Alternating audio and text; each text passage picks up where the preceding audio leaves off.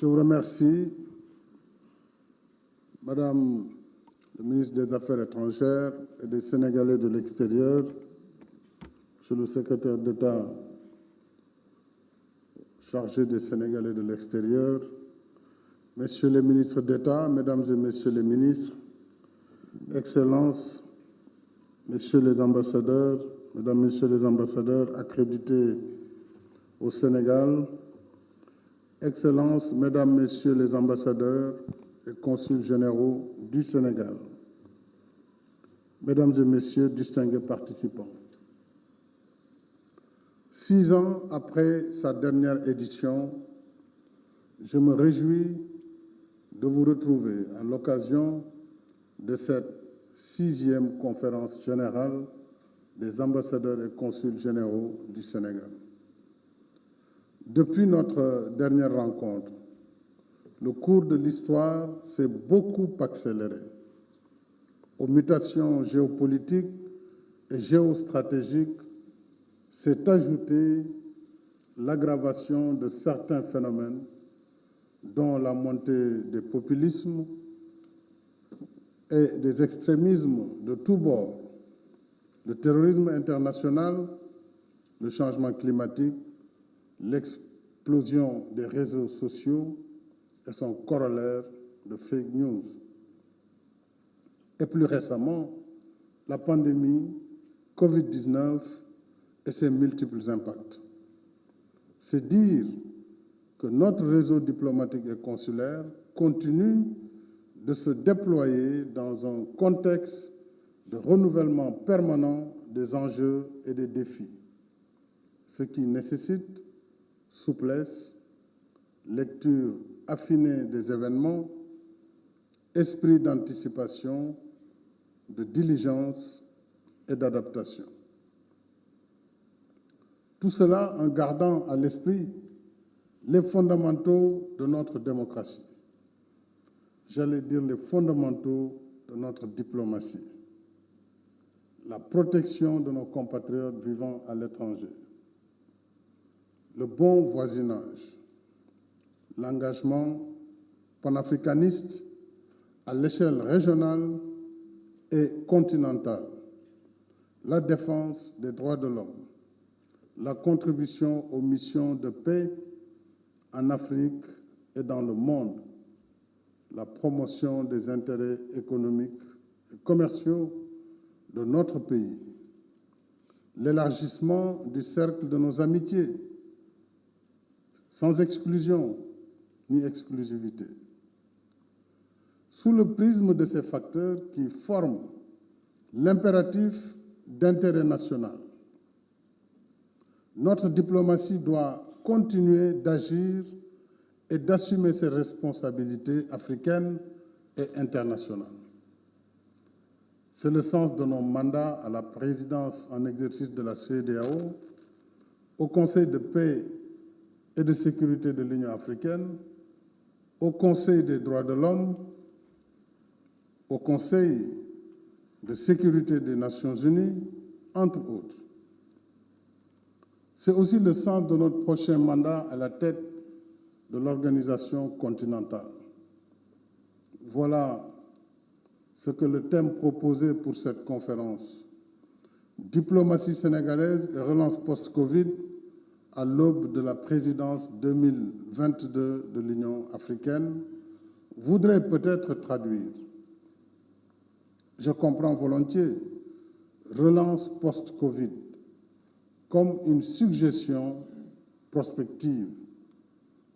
En effet, si la situation s'est améliorée chez nous, la vague qui sévit actuellement dans le monde, et dans plusieurs pays en particulier, montre que nous sommes toujours exposés au virus, que la pandémie n'est pas encore éteinte et que nous ne sommes pas encore à l'ère post-Covid.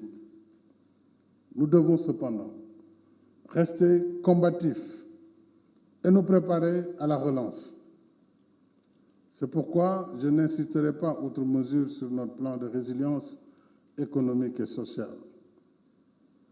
Vous avez été parmi les acteurs de sa mise en œuvre par les efforts considérables que vous avez déployés, ambassadeurs et consuls généraux, dans le cadre de l'appui que nous avons apporté à nos compatriotes de la diaspora pour plus de 12 milliards de francs CFA.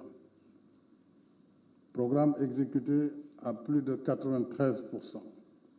Je voudrais vous en féliciter, Excellences, Mesdames, Messieurs les ambassadeurs et consuls généraux.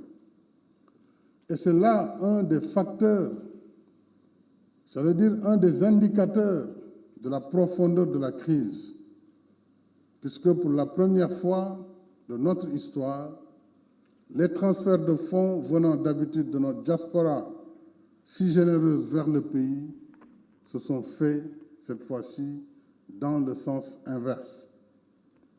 C'est à la fois un acte de solidarité et de témoignage de gratitude. Au-delà des actes de résilience, nous devons transcender l'épreuve et préparer le futur. Car gouverner, on le dit, c'est prévoir et anticiper. Voilà pourquoi j'avais dit dans mon message à la Nation le 11 mai 2020, à l'occasion de l'allègement de l'état d'urgence, qu'il nous faut apprendre à vivre en présence du virus, en adaptant nos comportements individuels et collectifs à l'évolution de la pandémie. C'est le choix que nous avons fait, celui de la santé et de l'économie, puisqu'il n'y a pas de santé durable sans l'économie qui la finance, ni d'économie qui prospère sans la bonne santé qui permet le travail. Le plan d'action prioritaire ajusté et accéléré, le PAP 2A, dont Montagassi vient de parler avec brio, issu du Conseil présidentiel du 29 septembre 2020, s'inscrit dans cette dynamique anticipative. Le PAP 2A repose sur le constat des vulnérabilités auxquelles nous expose la survenue d'événements imprévisibles. Par exemple, les risques de pénurie en cas de rupture de fret ou la rétention de produits par les pays exportateurs pour satisfaire leurs propres besoins. Nous devons nous donner les moyens d'être à l'abri de ces aléas, surtout lorsqu'il s'agit de denrées de première nécessité et des produits pharmaceutiques. C'est justement ce que vise le PAP 2A, donnant une surpriorité à la souveraineté alimentaire et pharmaceutique. Je rappelle que le PAP 2A n'est pas un substitut du PSE. Il est son accélérateur dans les secteurs ciblés. Je voudrais m'arrêter là pour dire, le PSE, vous le savez, c'est sur un horizon de 20 ans, 2014-2035. Il a été subdivisé en 5 plans d'action prioritaires, dont le premier a été le PAP 1 2014-2018, le PAP 2 2019-2023. Il a fallu faire une évaluation, réajuster les programmes et accélérer la mise en œuvre. C'est ce qui a donné le PAP 2A. Donc c'est bien un élément de l'ensemble plan Sénégal émergent. Ce n'est pas un plan distinct ni un substitut. En même temps, nous poursuivons nos efforts de transformation structurelle de l'économie nationale, d'équité territoriale et d'inclusion sociale. En somme, le Sénégal de tous, le Sénégal pour tous. Donc, je voudrais vraiment engager le gouvernement dans sa globalité à accompagner nos missions diplomatiques et consulaires. Madame la ministre des Affaires étrangères, Monsieur le secrétaire d'État, Mesdames et Messieurs, à partir de février 2022, notre pays aura l'honneur de présider pour 1 an aux destinées de l'Union africaine, 30 ans après notre dernier mandat du temps de l'OUA. Dans l'exercice de cette mission, certaines urgences vont s'imposer à notre agenda, notamment les questions sécuritaires, la gestion et le règlement pacifique des différends et les situations nées de la recrudescence des coups d'État sur le continent. Mais cela ne devrait pas inhiber nos efforts d'initiative pour défendre les intérêts de notre continent. Je pense entre autres à la juste rémunération de ses ressources minières, pétrolières en particulier, à la réforme de la gouvernance politique, économique et financière mondiale, à la production de vaccins anti-Covid en particulier et autres pathologies, à la réallocation partielle des droits de tirage spéciaux des pays développés sous forme de prêts en soutien aux efforts de résilience et de relance post-Covid des économies africaines, mais également à une transition énergétique juste et équitable dans le cadre de la lutte contre les changements climatiques. En même temps, nous devrons porter le plaidoyer pour que l'évaluation du risque d'investissement en Afrique reflète le risque réel et non sa perception, souvent exagérée du reste par les agences de notation, ce qui renchérit les primes d'assurance et le coût de l'investissement dans nos pays.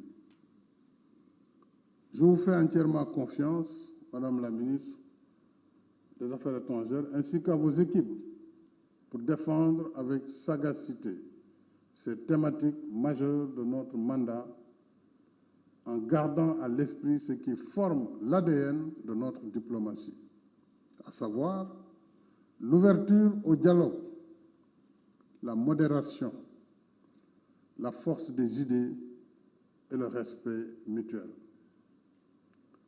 C'est la bonne lecture de ces marqueurs de notre diplomatie qui a toujours fondé le succès de notre politique étrangère. Je n'oublie pas évidemment la question essentielle des conditions d'existence et de travail de notre personnel diplomatique et consulaire. Depuis notre dernière conférence, des efforts ont été faits dans le sens de l'amélioration de ces conditions, avec la construction de complexes diplomatiques, l'acquisition de véhicules, l'assurance maladie et la revalorisation du traitement du personnel. Changer après de façon approfondie si vous le désirez. D'autres efforts sont en cours, y compris dans le cadre du plan stratégique du département. Nous y reviendrons également au cours du dialogue interactif et à huis clos, naturellement. En attendant, je voudrais vous dire ma satisfaction pour votre dévouement sans faille au service de l'État et de la nation, suivant en cela les traces de vos anciens. Je vous félicite toutes et tous, en commençant bien sûr par Madame le ministre des Affaires étrangères et des Sénégalais de l'extérieur, ainsi que sur le secrétaire d'État chargé des Sénégalais de l'extérieur. En vous nommant à ce poste, Madame, une première dans l'histoire de notre pays, j'ai fait le pari que vous porterez avec force et conviction la tradition d'excellence qui constitue la trame de notre diplomatie et du rayonnement international de notre pays. Avec les hommes et femmes qui vous accompagnent dans cette tâche difficile mais exaltante, vous pouvez compter sur mon soutien constant afin que les performances de notre diplomatie restent dignes de son héritage et à la hauteur de ses ambitions pour notre pays. Je vous remercie de votre attention.